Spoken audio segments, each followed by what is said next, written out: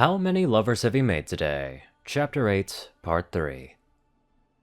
Fluttershy's ears turn towards the sound of some pony approaching, before she turns to face them. She's delighted to find Pinky happily trotting towards her. Good morning, Pinky. With minimal effort, Fluttershy pushes over the sack of birdseed onto the grass. The chickens flock as they peck about. That ought to do, She says, giving a nod of satisfaction. Good morning, Fluttershy. Need any help? Well, I wouldn't turn down the help, but there's no real need for it. Fluttershy responds as she starts picking up the bag of seed. Is no problem. Pinky helps alongside her. I've got my mornings free, and I wanted to do something to calm my nerves before returning to work. Fluttershy perks up at that. Is that today? I'm glad. I'll be honest, I've missed your cupcakes. They're the best. Pinky blushes. Thank you, but I'm still nervous. You know, seeing all those ponies again. Working together, they manage to get the sack back to where it belongs. Fluttershy can see that her friend is in need of some support. It's pretty scary, huh? Maybe. Pinky looks to her hooves. We've all grown, Pinky. You just have to give them a chance. Pinky doesn't like the idea, but she trusts Fluttershy. Alright, I'll try. That gets a smile from Fluttershy. Good. Turning back to view her feed, she says. I think the fish should go next. I'll take care of that. Pinky says, brimming with confidence. Just leave it to me. Fine, I'll feed Mr. Bear and you could feed the fish. Remember, 2 scoops, no more. Understood. Pinky salutes before dashing off towards the pond. Bon Bon enters the store and motions for Anon to go ahead of her. You know the way. He shrugs, taking the first step inside. As they enter, Bon Bon notices how all the customers look their way before doing a double take as they see Anon. Many of them are regulars and give him an enthusiastic wave, one he returns reluctantly. After Lyra enters, Bon Bon closes the door behind them and follows as Anon makes his way to the counter. Butterhooves is dealing with a customer, shakily hoofing over their change. There's your change. He reaches under the table. Now your order. With a motion that makes Bon Bon cringe, Butterhooves violently jerks up with a bag in his mouth. It's so sudden that even he looks surprised as he lets go of her bag. He panics, getting on his hind hooves in an attempt to catch the wayward bag. However, it doesn't go as far as it stops mid-arc. Mesmerized by the bag, Butterhooves follows the familiar arm, holding it all the way to the annoyed look Anon is giving him. I thought I told you to stick to cooking, Hooves. Anon lets out a tired sigh as he hands them back to the customer. Thank you, Mr. Roomy, for being so patient. The pony waves Anon off. Hey, no worries. See you two later. Butterhooves is twiddling his hooves. Sorry, the boss wanted me to watch the place when she left. Bon Bon watches Anon walk past Butterhooves, opens the back door to the kitchen, and calls to some pony inside. Dipper, you busy? Hey, long time no see. I'm good right now. You need something? Watch the register for a few minutes, please. Can do, boss. Anon turns back to Butterhooves and nods his head to the kitchen. Station, now.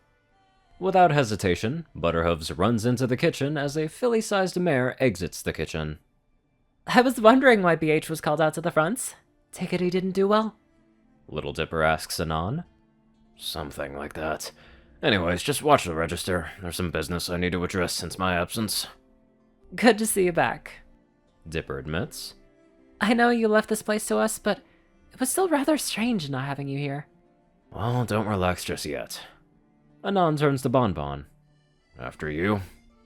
Bon Bon was lost there for a moment, just enjoying the way Anon interacts with his employees like nothing's changed.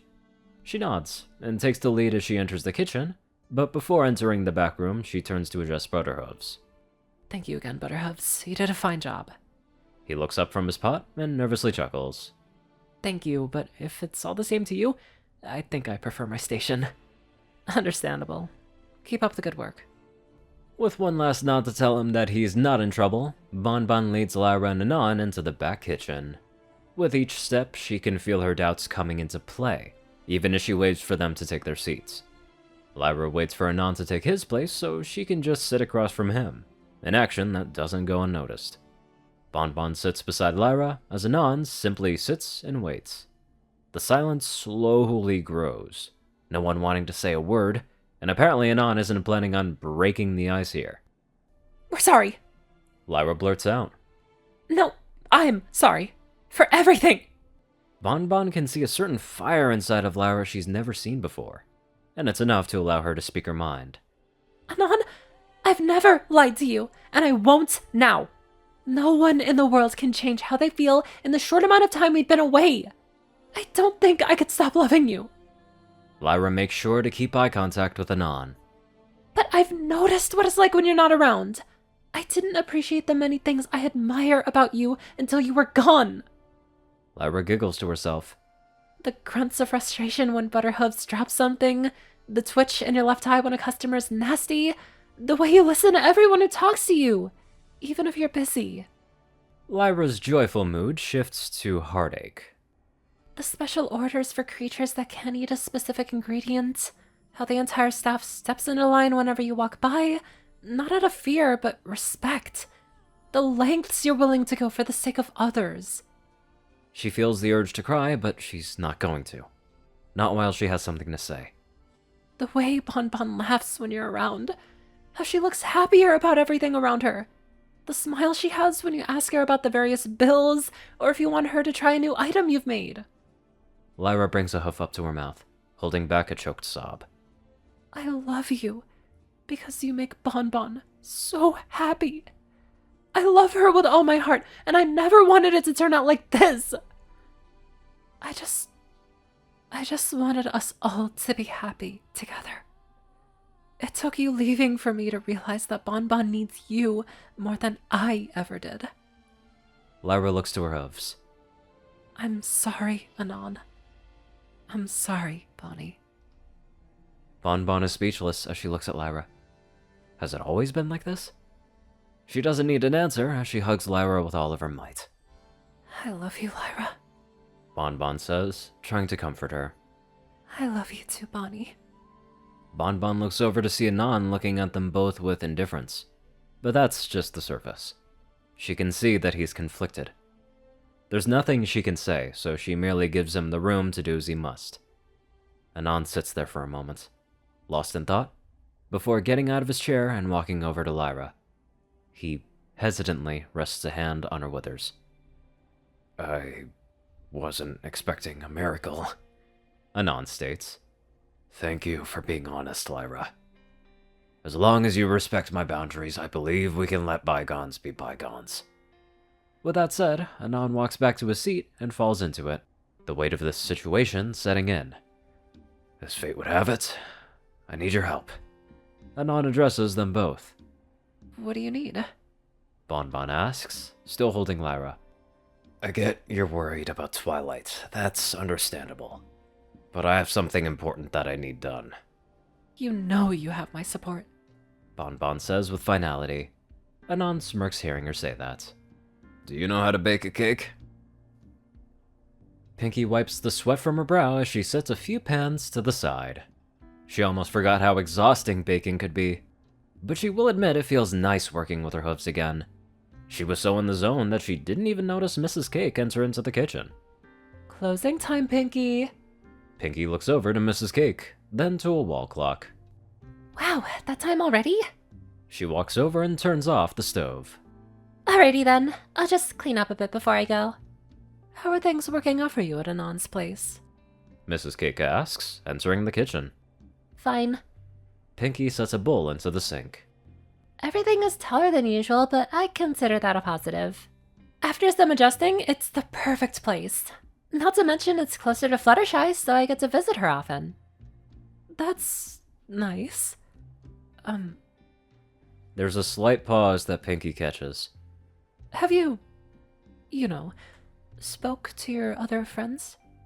Pinky packs a few extra cupcakes she made into a small box. I plan on seeing them now. Try as she might, Pinky can't shake the butterflies in her tummy. I don't know what I'll say. It's been so long. I'm sure being there will say enough. Mrs. Cake tries to console her. Remember, one hoof forward and see where it takes you. I guess. Pinky glances around the kitchen to make sure she didn't miss anything. Time to go. See you tomorrow. Have a good night, Pinky. Pinky picks up her boxes and walks towards the back door. You too, Mrs. Cake. Once outside, Pinky finds it's already moving towards the evening faster than she thought. She'll check on Rarity first, as she's the one that puts her the most on edge. Walking down the streets of Ponyville, she can see all the ponies getting ready for the coming night. Shops are closing and whatnot, fillies and colts being ushered back to their homes, a few waving to her as she waves back. Pinky loses herself on the walk to Rarity's. Thoughts of where Rainbow Dash could be, and if she's okay.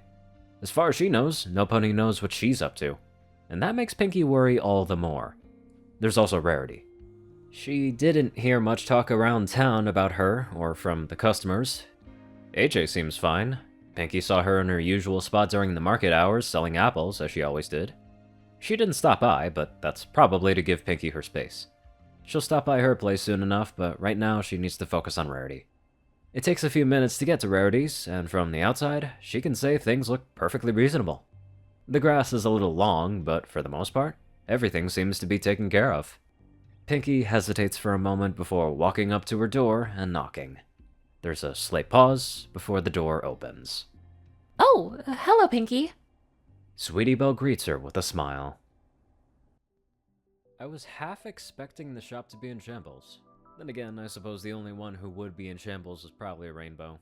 Anywho, let's get on to our well-mannered donators. Top donators are 630, BadassWaffle, Only One Thing, Ceru, Orion, IronSky, and Jessie Smith. Matchbook 109, JockeTF, Toxic Red, Norris, Black Moon, Pastel Skies, Austin Rollins, 2, Hexor, Brother Mortard, Omicron, Librarian, Seth 9052, Will, Kristen Wiki, Rise, Soul, Shadowman, Luigi 88, Chancellor Crust, Pixsmoke 369, Bobcat, GGF, Murder Princess, and many more awesome people. Thank you all so much for watching this video and live life to the fullest.